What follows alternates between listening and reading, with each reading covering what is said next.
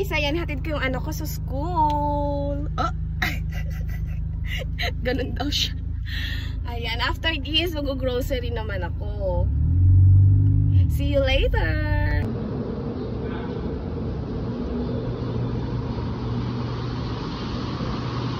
Oh, ayan, nandito na tayo. Mamimili na. Grocery time namin. Medyo naubusan kami ng stock ngayon, kaya naman ako lang mag-isa dito ang mag-grocery. Ako lang talaga kasi pagkasama ko yung asawa ko, napapadami talaga yung bili ko kasi nasa kanyang bunker. Charot. Ngayon, talagang kailangan budget kasi magagalit siya. Aminin, ganyan din kayong mga mami. Dito, mas gusto ko na ako lang mag-isa kasi nalilibot ko lahat sa binabasa ko kasi siya isa-isa. Dito, binibili ko dito mga fresh bake, saka yung fresh cut na mga meats nila, saka yung mga fish. Pero minsan, like local fish natin dito sa Philippines, talaga, binibili ko sa palengke na talaga. Pero yung sa asawa ko kasi, halos imported, kaya kailangan sa kanya talaga yung mahal, no? Okay lang yan kasi ako naman ang tagaluto. Ngayon dito ko bumibili ng mga ganyang patatas kasi malakihan, maramihan. Mas mura kaysa yung sa palengke, konti-konti lang.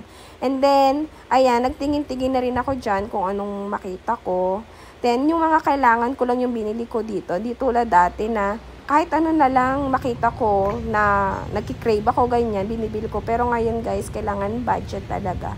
And then, nandito din yung mga imported biscuits na gusto ng anak ko, na natikman niya nung nasa Australia kami. Ayan, yung sa asawa ko. Dito din ako bumibili. Pakonti-konti lang. Ayan. And then, pagkatapos nito, aminin mga mami, marami tayong gustong bilhin. Kaya lang, kailangan natin talagang mag-budget. Tapos yung sasabihin ng iba na, buti ka pa, may pang-budget ka, buti may ano ka, ganyan. Sabi ko, ganun talaga kasi minsan talaga yung pinagtatrabahuhan natin para talaga sa pamilya. Kaya, deserve natin na kumain ng masasarap. Ayan. Yan. Paborito ng asawa ko dyan yung meat pie. Ayan, bumili ako niyan. Medyo pricey, pero malaki naman yung laman niya, guys. Kaya masarap siya, guarantee. And then, ayan yung mga meat na binili ko. Fresh cut siya. Kitang-kita mapula-pula pa. Kaya ayan, tingnan natin ang bill. Masyasya talaga kasi pang isang swelduhan na to.